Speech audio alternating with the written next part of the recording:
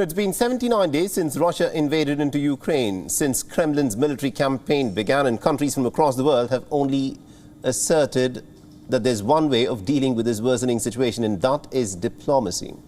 On Friday, a plethora of diplomatic meetings, in fact, took place on the issue of Ukraine. And in a sign of unity, ministers from the G7 group met and discussed the ways that they could, of course, proceed to deepen Russia's global isolation for having invaded into Ukraine.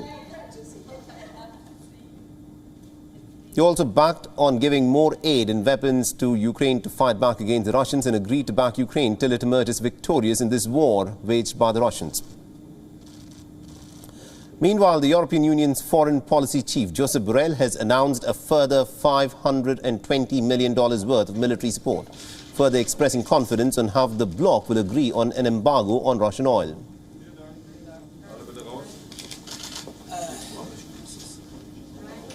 The British Foreign Minister Liz Truss also announced new sanctions targeting the Russian President Vladimir Putin's financial network and inner circle. The annual meeting has brought top diplomats from Canada, Germany, France, Italy, Japan, United States and Britain, and the EU, with their top focus being the Ukraine conflict.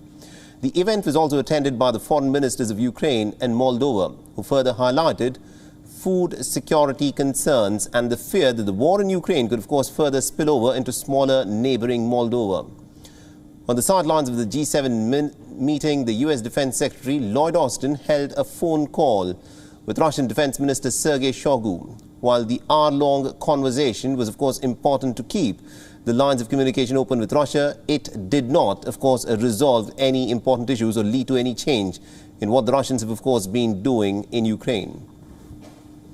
Secretary Austin held a phone call with his Russian counterpart, Minister of Defense Sergei Shoigu.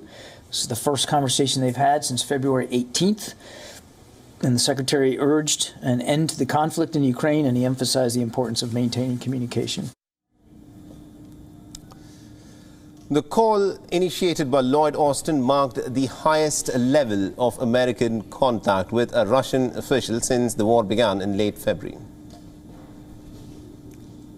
The Secretary knows that the security environment has now changed based on what Mr. Putin has done.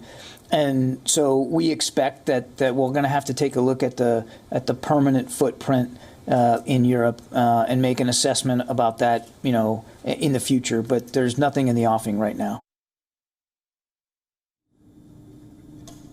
Meanwhile, German Chancellor Olaf Scholz had held a telephonic conversation with Russian President Vladimir Putin. This is also the first time that the two leaders have spoken since late March.